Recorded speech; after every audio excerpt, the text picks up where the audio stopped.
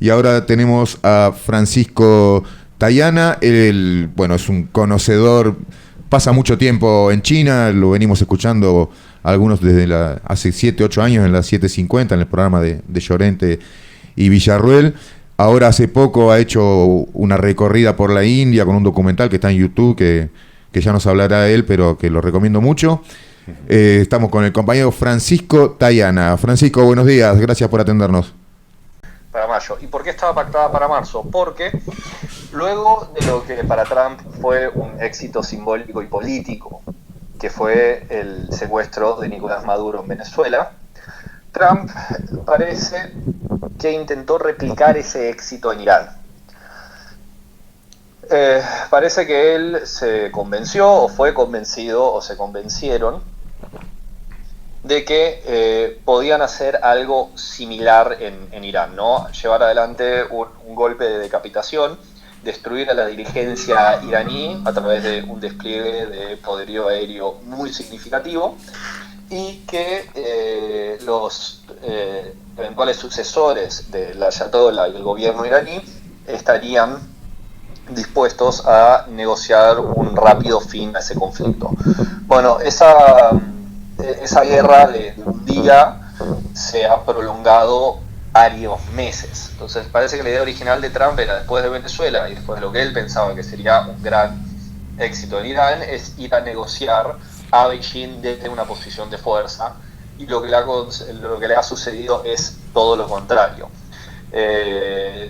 Trump se entrevista con Xi Jinping en un momento en el cual los suministros bélicos estadounidenses están ante fuerte presión y desgaste, sobre todo en temas de munición. Pensemos el apoyo que le ha dado Estados Unidos a Ucrania en su guerra con Rusia en estos años, más el apoyo militar que le continúa dando a Israel, más lo que gastaron de sus propios arsenales en esta enorme ofensiva contra Irán. Entonces me parece que esto no ha resultado como él lo planeaba, y me parece que lejos de ser un momento triunfal, fue un momento de, no diría una humillación, pero sería exagerado, pero claramente fue una cumbre que se desarrolló de una manera mucho menos celebratoria de lo que hubiese preferido el presidente estadounidense. ¿Y qué lectura se hizo el acompañamiento que llevó Trump, que fue también bastante particular, ¿no es cierto? Lo acompañaban lo que algunos llaman los tecno-oligarcas. Y me parece que es simbólico de el gobierno que ha desarrollado Trump, sobre todo en este segundo término, ¿no? El cual se ha dedicado a purgar mucho de su propia burocracia. Hay una desprofesionalización de la gobernanza en Estados Unidos bajo Trump. Él ha llevado adelante además importantes puntos dentro del Partido Republicano, dentro de los sectores de inteligencia, dentro de los servicios de seguridad, dentro de las propias Fuerzas Armadas.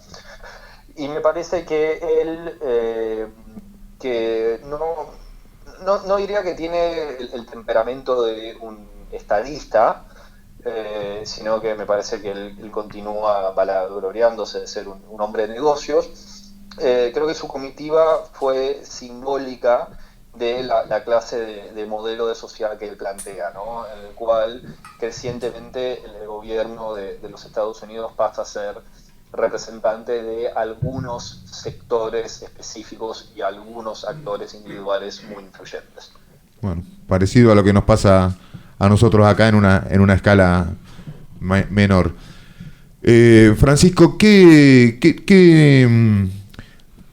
Jinping lo recibe hablándole de la trampa de Tucídides a Trump? No sé si lo habrá entendido Donald en ese momento, pero ¿qué es lo que se está viendo con respecto a esta competencia de hegemonías y a la perspectiva clara de un conflicto? A ver, me parece un par de cosas. Me parece que muchas veces lo que se ve y lo que se suele popularizar en distintos medios, distintos debates, es un escenario de nueva Guerra Fría, ¿no? Un término que ha sido acuñado, un término que se ha popularizado, y un término contra el cual yo milito decididamente en contra. A ver. Porque me parece que no es un reflejo de la situación actual. La trampa de Tucídides viene de un libro que fue muy exitoso, escrito por un hombre llamado Craig Amalison, que tuve el placer de poder conocerlo cuando estudiaba yo en la Universidad de Pekín. Hace referencia a un escritor de la antigua Grecia, Tucídides, que escribe La Guerra del Peloponeso, que es el gran conflicto entre Atenas y Esparta, y sobre todo lo que quedó ahí es la gran frase de fue el ascenso de Atenas y el temor que esto infligió en Esparta lo que hizo que la guerra fuese inevitable. Es un modelo atractivo, es fácil de entender, es un concepto sexy que vende libros, pero me parece que cae en el error de pensar que la situación actual es comparable a la situación del siglo XX que se dio entre Estados Unidos y la Unión Soviética. Y cuando uno analiza el tablero geopolítico global, creo que estamos ante un mundo mucho más contradictorio, mucho más confuso y donde los bandos son mucho más multidimensionales, porque fundamentalmente no creo que estemos estemos en una nueva Guerra Fría.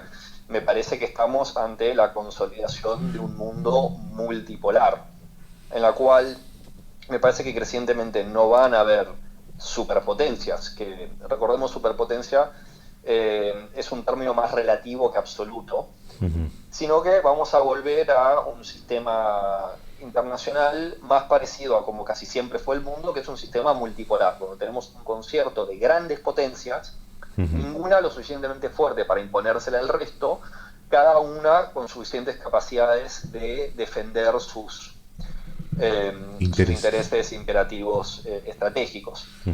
Porque si bien el ascenso de China es notable, y ya es la segunda economía más grande del mundo hace tiempo, y es una economía que continúa creciendo y tiene margen para crecer, no es la única que viene recuperando espacios. La India ya es la quinta economía más grande del mundo, es el país más poblado del mundo y razonablemente para el 2030 sea la tercera economía más grande. Y se va a quedar razonablemente en esa situación durante lo que quede del siglo XXI. Tenemos algunas potencias que, a pesar de algunas limitaciones, continúan siendo actores geopolíticos claros. El caso de Rusia, un país que si bien eternamente sus aspiraciones están por arriba de sus capacidades, sin embargo se ha mostrado que tiene los medios y la voluntad para defender lo que considera sus imperativos estratégicos. Una noticia que fue muy importante el año pasado y creo que va a ser más importante a medida que pasen los años, fue cuando Trump logró torcerles el brazo a los europeos y comprometerlos a gastar, a sus europeos aliados en la OTAN, a que gasten el 5% de su Producto Bruto en defensa, lo cual, dicho sea de paso, es una enormidad. La combinación entre eso y un desgaste en la relación transatlántica probablemente en la siguiente década lleve a una transformación importante en el equilibrio de fuerzas a medida que Europa se rearme, porque a medida que ese proceso se vaya desarrollando es cuestión de tiempo hasta que los dirigentes en Bruselas, Berlín y París se hagan la pregunta de cuál es el sentido de que Estados Unidos nos lleve las narices si tenemos que pagar nuestras propias armas. Vemos el caso de la República de Turquía, una potencia secundaria con una proyección muy importante en Asia y en África. Vemos un Irán que logró exitosamente resistir los embates estadounidenses e israelíes. Vemos algunos actores que todavía se mantienen bastante callados en el escenario internacional, pero tienen un gran potencial, como por ejemplo es Indonesia, un país de casi 300 millones de personas. Entonces me parece que estamos yendo a un mundo más complejo, en el cual lentamente se van estableciendo ciertas zonas de influencia, y me parece que el gran logro chino en esta cumbre con Trump fue que Trump salió diciendo que a Taiwán no se le ocurra declarar la independencia, en una muestra de que Estados Unidos, por lo menos implícitamente, se está retrocediendo de la isla y dejando que se reintegre a la órbita de Beijing. Y en ese sentido, vos que estás viviendo en China, ¿cómo ves Yo vivo en Eh, Argentina. claro, sí, pero como vas y volvés de Sí, sí. China, ¿cómo estás viendo, digamos, el aparato productivo chino? A ver, por un lado sólido. A ver, lo complejo con China es que muchas veces las posiciones suelen ir de un optimismo imparable a una especie de catastrofismo completo, ¿no? Por un lado está la postura que, bueno, China es una especie de máquina imparable que se va a comer el mundo en poco tiempo. No creo que sea el caso. China es una economía mucho más consolidada, es una economía que viene desacelerando su crecimiento. Por otro lado, están las posturas que dicen, no, bueno, en realidad esto muestra que en realidad el modelo de crecimiento chino es más endeble y en realidad ya empezó a desacelerar y van a entrar en una decadencia y han llegado a su pico de poder, que es una cosa que uno usualmente escucha en ciertos comentaristas estadounidenses. A ver, me parece que no es ni una cosa ni la otra. La economía china sigue creciendo. ¿Crece a las tasas chinas, esa famosa de los años 90 y 2000? No, pero también tiene sentido porque es una economía más grande. Entonces, cuanto más grande tu Claro, economía, es más difícil crecer a una proporción tan elevada. Ahora, un crecimiento chino hoy del 5%, en términos absolutos, una es más animalada, que un crecimiento chino del 12% hace 30 años. claro. Entonces, creo que en cierto sentido, yo estoy un poco cansado de la frase China es el país del futuro. Me parece que China es el país del presente. En muchos sentidos. Creo que tiene un crecimiento que está consolidado, que se ha asentado, pero que también se ha amesetado y desacelerado. Entonces, me parece que Beijing lentamente está construyendo una posición en su rincón del mundo donde se va a volver una potencia hegemónica regional. Pero ese es un proceso largo que todavía tiene algunos desafíos y algunos asuntos inconclusos. Después, China está disputando el desarrollo tecnológico cabeza a cabeza con Estados Unidos. Hay mucha especulación, esperanza, temor y en última instancia desconocimiento respecto a realmente qué es lo que depara el futuro del desarrollo tecnológico en términos como automatización, robotización, inteligencia artificial, computación cuántica y ya rápidamente entramos en un escenario que parece ciencia ficción. La realidad es que no sabemos a dónde está yendo eso, no sabemos el desarrollo tecnológico global, no se sabe si se va a sostener, si se va a acelerar, si se va a desacelerar, si se va a mesetar, si va a retroceder. Hay muchas incógnitas al respecto. Lo que sí está claro es que en el caso de China, en el caso de Europa, en el caso de Rusia, en el caso de Corea del Sur, en el caso de Japón y crecientemente en el caso de Estados Unidos, sí todos esos países van a enfrentar un desafío complejo con el envejecimiento de la población y caída de las tasas de natalidad. Entonces, ahí no es un problema solo de China y de hecho creo que por distintos motivos la República Popular China, digamos, tiene los medios a su disposición para tal vez abarcar este problema de maneras más profundas, pero la realidad es que este fenómeno no tiene ninguna clase de antecedente en la historia humana. Entonces, si alguien les asegura a ciencia cierta de que sabe qué va a pasar con esto, les está mintiendo, porque no tenemos antecedentes. Entonces la humanidad en tiempo real, de manera sostenida, los siguientes 30, 40, 50 años va a tener que intentar improvisar respuestas al respecto, lo cual en general no es una receta para éxito. Francisco, te hago una consulta. Mencionaste recién la automatización, inteligencia artificial, etcétera. Con respecto a esto, vemos en las noticias que empresas occidentales, Meta, Amazon, echan de un plumazo a miles de trabajadores en, en pos de estos adelantos técnicos. ¿Hay alguna protección de los trabajadores chinos en la República Popular China con respecto a esta contradicción? En teoría sí. Xi Jinping ha hablado en contra de esto, de justamente evitar que que la gente pierda empleos de manera masiva, abierta frente a la automatización. Por otro lado, creo que el proceso de automatización en China es necesario, porque nuevamente China, a pesar de su población, y son 1.400 millones de personas, va a tener crecientemente una escasez de gente joven. Entonces, claro. Es un proceso complejo, ¿no? ¿Cómo haces que la automatización se aplique en los sectores donde es necesario en tiempo real? Claro. Y no termines en una situación en la cual la automatización destruya los trabajos para los que tenés gente y de todas maneras te falte gente en otras. Entonces es un proceso complejo, en el cual nuevamente estamos en una cierta tierra incógnita, digamos. Esto no ha ocurrido antes. Entonces me parece que nuevamente este no es un problema solo de China, me parece que este es un problema que la mayoría de las economías del mundo van a tener que enfrentar sostenidamente en los siguientes años. Te hago una consulta porque me parece muy, muy interesante.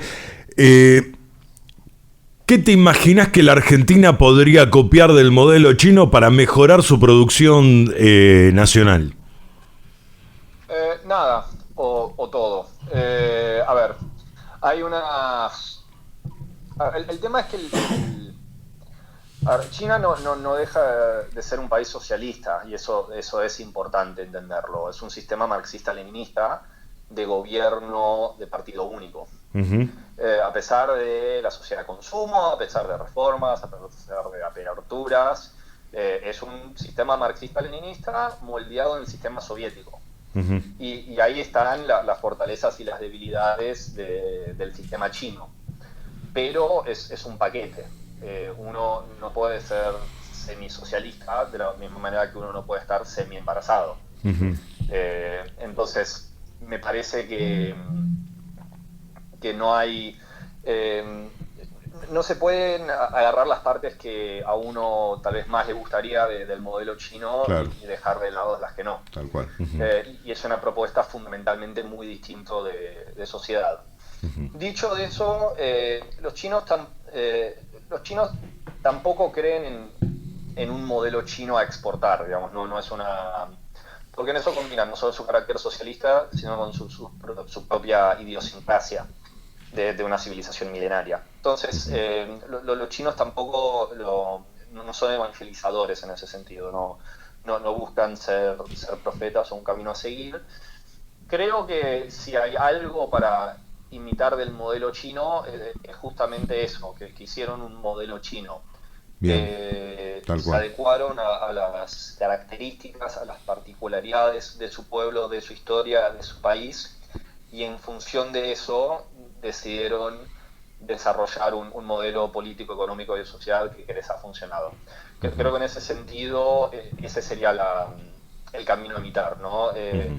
Creo que cualquier proyecto de desarrollo para nuestro país tiene que basarse en las características concretas de nuestra nación, que vienen con sus propias particularidades idiosincráticas, culturales, sociales, políticas, experiencias históricas, y eso creo que lleva necesariamente a una conversación honesta respecto de las cosas que como sociedad estamos dispuestos y las cosas que no estamos dispuestos a hacer. Y creo que también en ese sentido no creo que haya un único camino para el desarrollo, no creo que haya un único modelo, y creo que es importante también poder justamente hacer propuestas de desarrollo nacionales que se justamente ajusten a nuestras características como una nación argentina y un país latinoamericano. Excelente respuesta. Bueno, estamos hablando con Francisco Tayana. Por último, ya se nos acaba el tiempo. Hiciste un largometraje centrado en la India. De la India se sabe bastante menos que de China. ¿A qué tenemos que prestar atención de lo que está pasando en la India? A muchísimas cosas, diría. Me parece que un poco, en algunos sentidos, la India de hoy es un poco la China de hace 20 años. Ajá. Un país enorme, con una creciente importancia, que todavía hay una desproporción muy grande entre lo importante que es el potencial que tiene y el nivel enorme de desconocimiento que existe al respecto de eso en nuestro propio país. India ya es uno de nuestros principales socios comerciales. Esa integración económica solo va a seguir. La cantidad de expertos sobre India en Argentina son muy pocos y realmente insuficientes para un país que va a ser clave en el siglo XXI para nosotros. Entonces, en ese sentido, creo que es la indología, digamos, es un campo que me gustaría ver su florecimiento en las siguientes décadas en Argentina, como ocurrió con la sinología, ¿no? con los estudios sobre China. Sí. En los últimos 15, 20 años hubo una explosión en ese sentido, ¿no? Hace 20, 30 años tal vez tenías media docena de personas dedicadas al tema, Tal y ahora cual. ya tenés distintas camadas de distintas generaciones y ya se encuentran en cientos. Entonces me parece que también es importante hacer un proceso parecido con India y eventualmente también con muchos otros países que creo que van a tener una importancia notable. Indonesia, futuramente Turquía, muchos países más.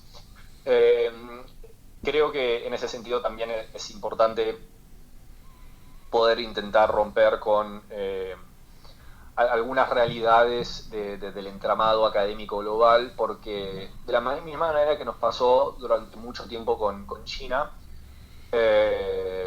muchas veces terminamos llegando a la India o estudiando sobre India a través de producciones que se hacen en Estados Unidos y en Europa. Bien. Entonces, me parece que ahí, frente a lo que es ya una civilización distinta, frente a una otredad que es compleja y que es profunda, agregarle otro filtro de distancia, que es una mirada europea o estadounidense sobre la India, creo que hace que la imagen solo sea más borrosa. Y me parece en ese sentido que justamente la aproximación directa de académicos y académicas y políticos y pensadores y artistas y empresarios a India de primera mano sí tiene una cualidad intrínseca. Y en ese sentido sirve mucho el documental que hiciste vos, que se puede ver en YouTube. ¿Cómo era el título? Pues yo puse La India, Francisco Tayana, y me apareció. Pero el título... El título es un documental, digamos, también... no es exactamente un ensayo académico, digamos, es un documental que hice sobre un viaje mío a la India, de un estilo descontracturado, es un material de divulgación, con mucho humor. Y bueno, justamente el título refiere a un chiste interno del documental, se llama Tayanama, que bueno, si ven el documental van a entender el porqué del título. Genial para aproximarse, para empezar a conocer a este nuevo protagonista mundial. Sí. Francisco Tayana, te agradecemos mucho. Es gratis en YouTube. Sí, sí. Te agradecemos mucho la nota, la verdad, muy interesante. Acá nos estamos mirando unas perspectivas distintas de algunos comentarios que hiciste, que nos vamos a quedar charlando seguramente y masticando. Muchas gracias por esta nota y bueno, esperemos dentro de un tiempo te volvemos a llamar a ver para que nos cuentes más novedades de esto que no conozco, que está tan lejano. Nuevamente, muchísimas gracias por la invitación y por el espacio. Gracias. Ahí pasaba entonces Francisco Tayana, el hijo de Jorge Tayana, el nieto del médico de Perón, estirpe en el peronismo. A ver si ya... Bueno, no cortó, pero no. Me dijo...